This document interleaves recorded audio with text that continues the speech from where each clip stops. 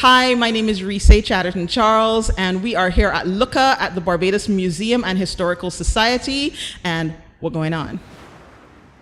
Hey, what's going on, everybody? It's your girl Empress Zinga for GineOn.com. Today we are at the Barbados Museum and we are actually looking at the art exhibition Looka, Dismantling the Colonial Gaze. It really is asking the hard questions about colonialization. What is it? What has happened since? And where do we go from there? And of course, it's not just our very own beloved Risèe, well-known visual artist, but we have younger artists as well. Jalisa Marshall, Joy Maynard, Amber Newton, and Redman. So let's have a really quick conversation with Risèe, who's going to be talking about the exhibition, her thoughts, how was the collaborations, and of course, the audience, what you've thought about it so far. Well, about a year ago, Kevin Farmer and Natalie McGuire contacted me about looking at the postcard collection, the historic postcard collection at the Barbados Museum, and possibly having some kind of an artistic response to that. So the idea for Looka was to get female photographers, and the female photographers were really specific, to look at these images of Caribbean people, of Barbadian people, how they had been presented in the past, and to have a photographic response to that. When I looked at the postcards, like, we all got a chance to, all five of us, as is myself, Amber Newton, Joy Maynard, Jalisa Marshall, and Redman.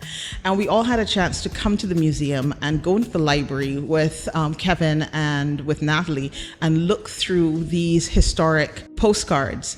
And we each got a chance to see anything that kind of stood out and spoke to us. When I looked at those images, I really had the sense that these people had no agency. They had no sort of participation in what was happening to them.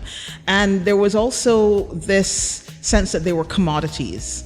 They were things for sale, for consumption by people who were not them, didn't look like them, didn't share any sort of community with them. So I really felt like I wanted to do not for sale and have that emphasized, but also because I do have a history of shooting a lot of fashion type and pretty things, I wanted to also incorporate my personal aesthetic in that.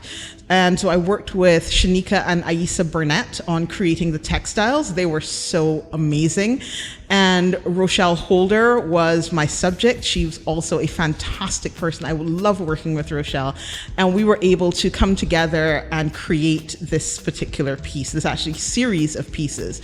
And for me, I also included the images from the museum's archives. Like, there was a bill of sale in one of my pieces. There's a map in another of my pieces. There's an advertisement from the newspaper in another. And it was really important for me to incorporate those as well, to sort of speak to how our history still remains with us and overlaid over us, even as we are still in this rebellious phase where we say, well, we are not for sale, and our images and our bodies are not for sale.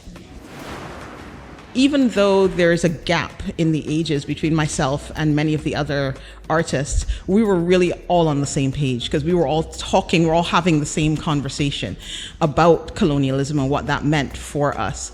I would say that with many of my students, the conversations need to happen from school, because there seems to be a gap in what they are taught and what they understand things to be, and what the actual history is. So I would love to see more young people come to the museum, have these conversations, and get their feedback and their interaction about these kinds of issues and ideas and where Barbados is in 2024.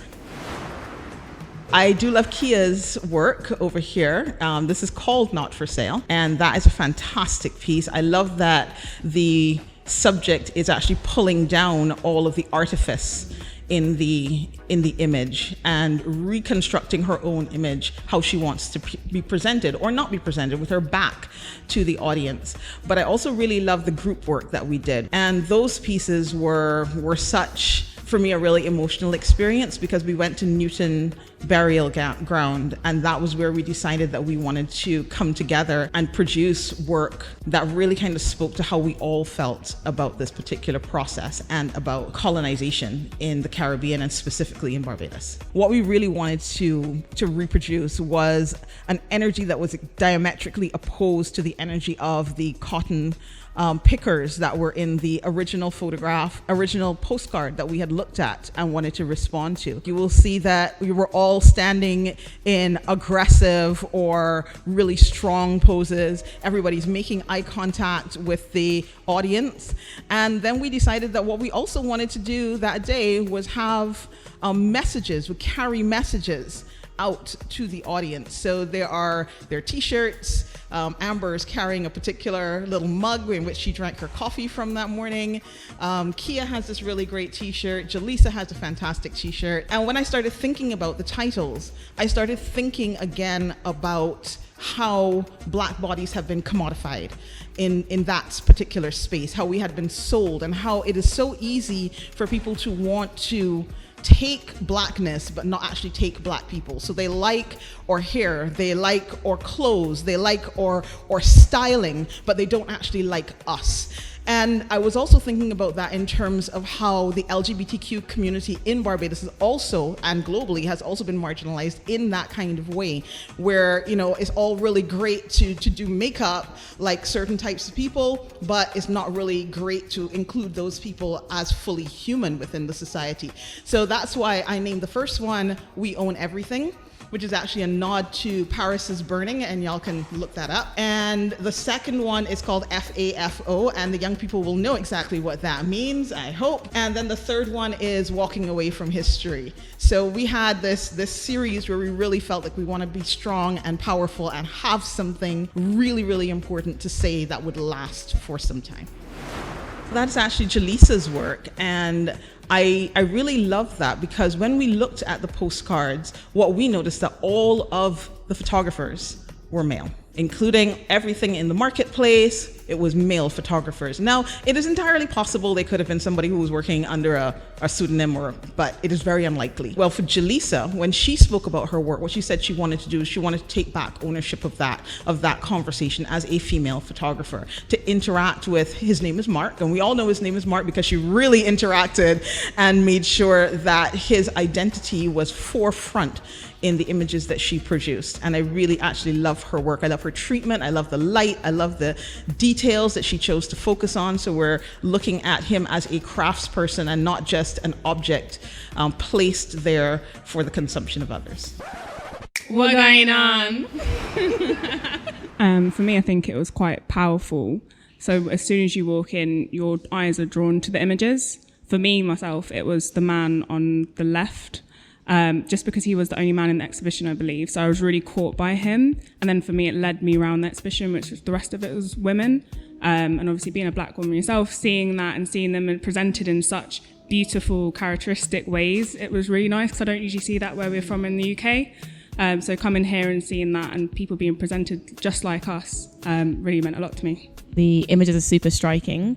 They're very bold, but they also don't jump out in like a strange way off the wall. So I felt they were really inviting. And then I've noticed the not for sale, and that was my, weird to say, favorite thing. That it was just like, that was really bold, and it was like really like straight to the point, like not for sale. This is just not for sale, and like our whole culture and everything. And then moving around the room, it sort of got like deeper and deeper. And then to see obviously that in the presence of the photographer themselves, so that was even more magical. I just got the news that Looka has actually been extended until the 26th of February. So we have some extra time for you to come and see Looka. The history of the whole of the island is incredible, and it's beautiful to see all those things around. But I think this specific exhibition is a beautiful way to like bring it back, especially for younger people, that like sort of to bring you in and then you can go exploring. Because I think sometimes we're really reluctant to be like, let's go to the museum. Like, why? It's educational, it's informative, and it's actually quite fun. Yeah. And you get to meet like basically celebrities. And I would love if more people came and they were willing to engage and have the conversations. There are some QR codes on the wall and there is some text that goes along with each artist, and it would be really great if people could actually read the text and engage with that text and have that text be a starting point for a conversation that we all need to have. Week after week, trying to find the family, and people get really emotional because you're looking around and stuff like that, but you know, you try to get as far back as you can with what you have.